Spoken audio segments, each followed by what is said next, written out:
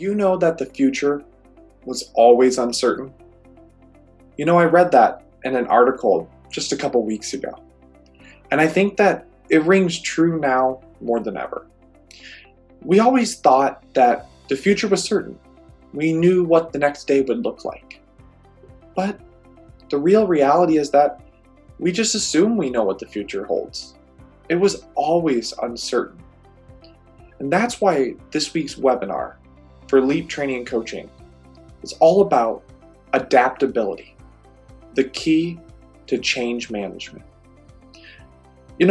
When I look at this concept that the future is always uncertain, when we find organizations that have actually prepared their leaders, their teams, and their employees for change before it even happens, by teaching them skills like adaptability, those are the organizations that flourish. So no matter if you're in the middle of change right now, which, as this is being recorded right now, we're in the middle of a global pandemic, change is constant. Guidelines, work from home, work from the office, kids in school, kids out of school. Change is constant. And so whether you're in the midst of the change, or maybe don't even see a big change on the horizon, adaptability, developing the skill of adaptability within our cultures and our organizations is what allows us to navigate, to remain agile in this ever-changing world. And so what we're going to talk about today is this entire component of adaptability and what we can do as leaders, team members, employees to create the most adaptable, agile organizations and teams so that we not only survive change, we learn to thrive through it as a unit, as a team, and as an organization. So before we begin here, I want to thank everyone for being on our webinar here today. I'm going to keep you muted. If you have any questions, please feel free to put them in the chat box. I'd be happy to answer them either periodically throughout or most likely at the end here today. And again, you're here on a LEAP weekly webinar. So this is for LEAP Training and Coaching. And we take these webinars and we provide them once a week complimentary to the community, to the world, because we all need a little growth and a little learning in our lives. We all need some new tools, some new skill sets, some new techniques so that we can navigate the everyday challenges that occur with being a leader, being a team member, or just being an employee working with customers, clients, patients, and everything else. We all need new skills and new techniques and new tools that we can add to our tool belt, and that's what we're here to do. My name is Ryan Boda. I'm one of the founding partners here at Leap Training and Coaching. And my passion lies in helping people reach their next level of greatness. That's our mission here. Our mission is to develop a company's greatest asset, their people. And that's what we truly believe. And that's why I'm here today to talk all about change management. Because when leaders, when teams, and even when individuals learn to manage change with more agility, more ease, more grace, their life has never been better. Because change is constant. And when it adds that stress, uncertainty, and fear, it really affects other areas of our life. And that's what we're going to work on here today. With our LEAP Weekly webinar series, today's is all about adaptability, the key to change. So as I said, the future was always uncertain. How crazy is that? To just let that sit in for a moment and really sit with, wow, the future really was always uncertain. We may have not predicted at the moment that a global pandemic was going to hit, but we didn't know. We may have not predicted that we may lose our job, work from home, lose hours. But the truth is, we didn't know. So when we can learn the skills of adaptability to become more agile and flexible and learn how to come at it from a point of our brain, which is real science, that we can navigate this problem, solve it, and grow through it. And so when I read that article, there was actually a definition of adaptability. I thought, this is a really powerful definition. And it says, adaptability is the capacity to cope and capitalize on change and then recover when unforeseen things and circumstances occur. So let's break that down. It's the capacity to cope. So that's the capacity to handle the stress, the fear, the uncertainty, the anxiety that comes with the unknown. That's to be able to be comfortable with the uncomfortable. So we have to learn to cope with that. And those are a specific set of skills to learn to cope with the fact that change is happening. So how do we manage our stress? How do we manage our anxiety? How do we manage our fear of uncertainty and so on? So not only do we have the capacity to cope, but then the second part is that we have the ability to capitalize on change.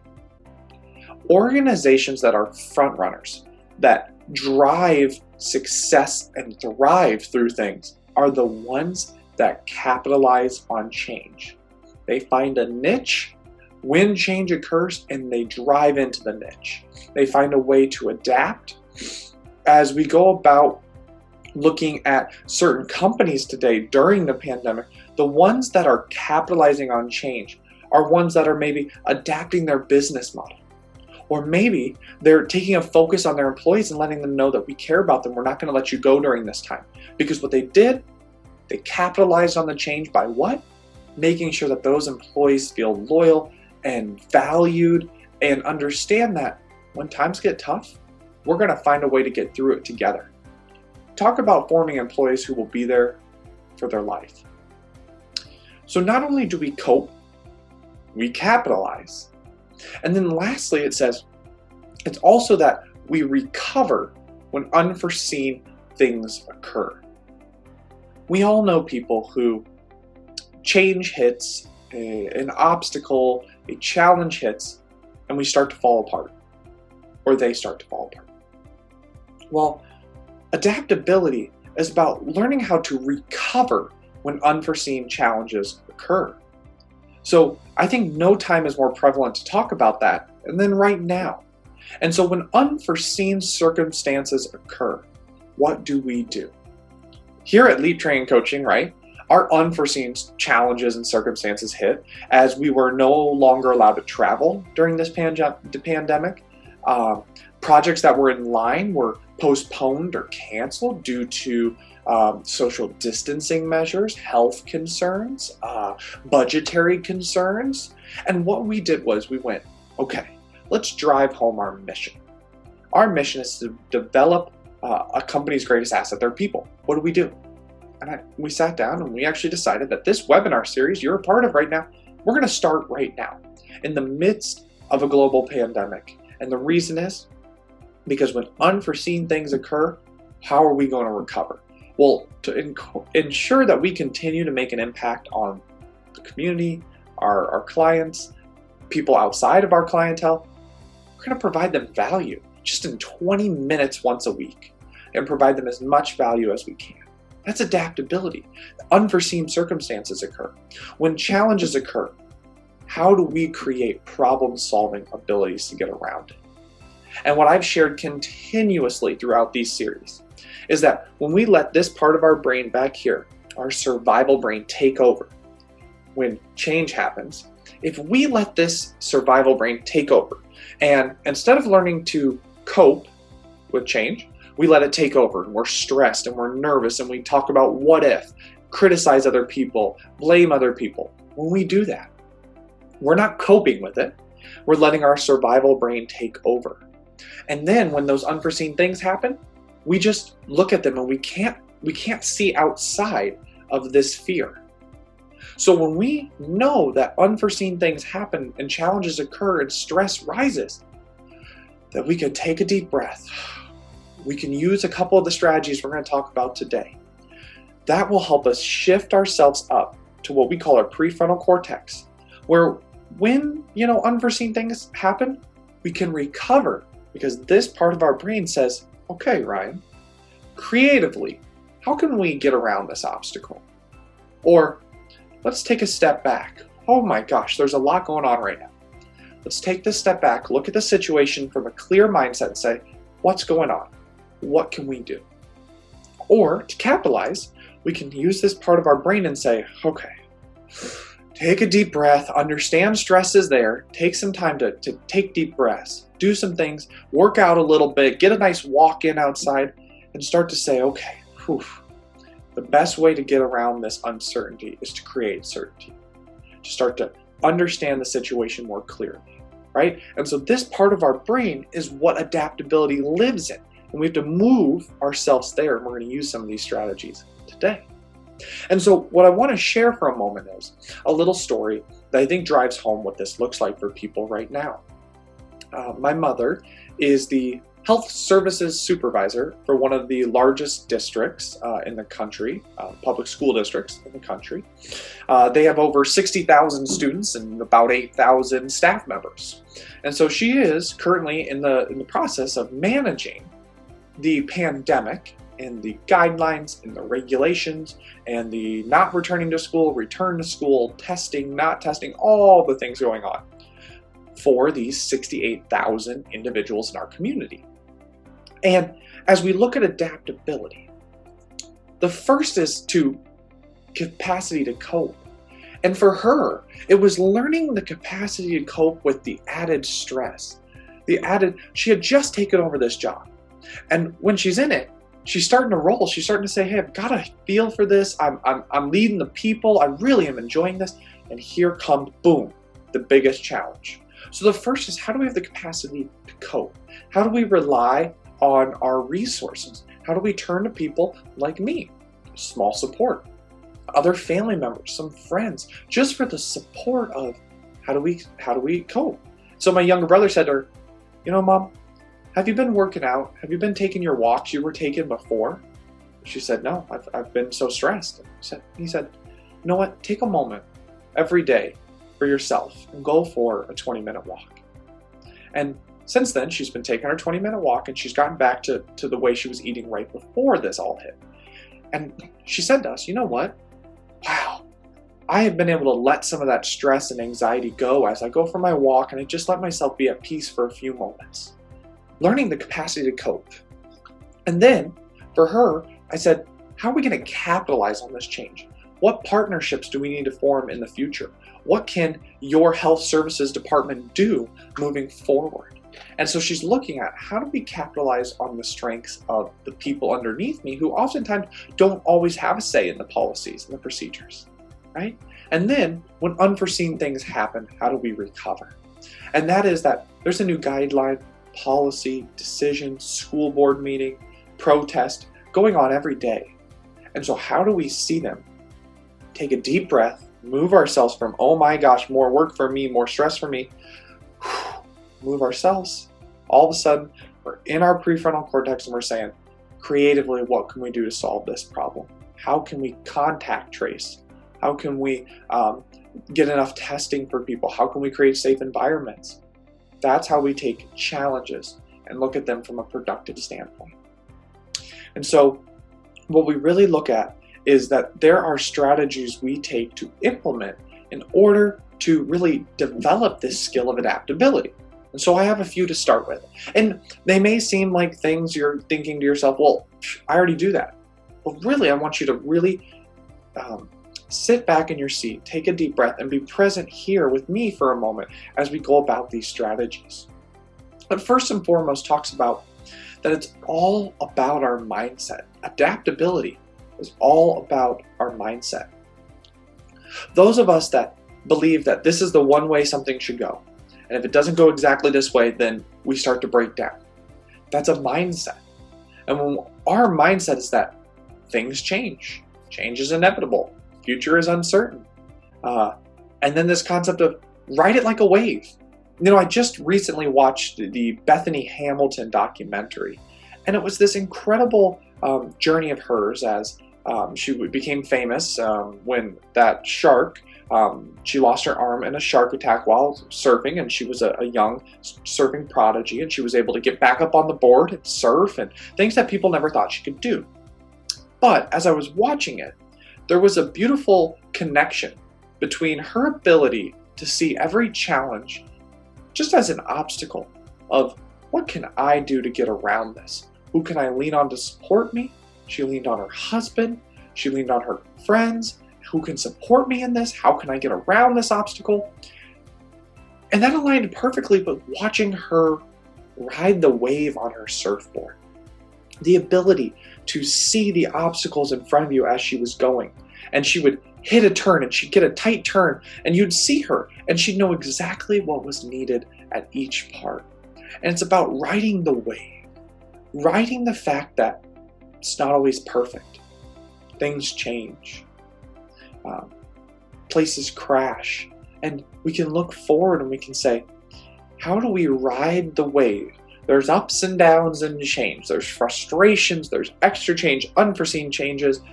How can we take that and ride it like a wave as a mindset and know that we have to have conversational agility, boom, boom, to be able to navigate? The second one talks about, and it's not always easy, but it's talked about stay calm. Learn to have the self-awareness that we need as individuals and as a team to sometimes just take a deep breath. For the story I said earlier, my mother needed to take a walk, just take a moment to relax. And there are times where we need to get up from the table, take a quick break, get out of the room, and come back. Staying calm is about learning how to take some deep breaths, which really, when you look at studies of mindfulness, deep breaths from a study of Buddhist monks taking an fMRI, which is a live MRI of their brain, when they showed them something to put them in survival, some of these things of uncertainty, fear, stress. Those Buddhist monks, that amygdala, that survival brain was lit up. When they practiced deep breath mindfulness, taking really deep, slow, controlled breaths, clearing their mind, they watched this survival brain darken and boom, prefrontal cortex light up. It was alive again.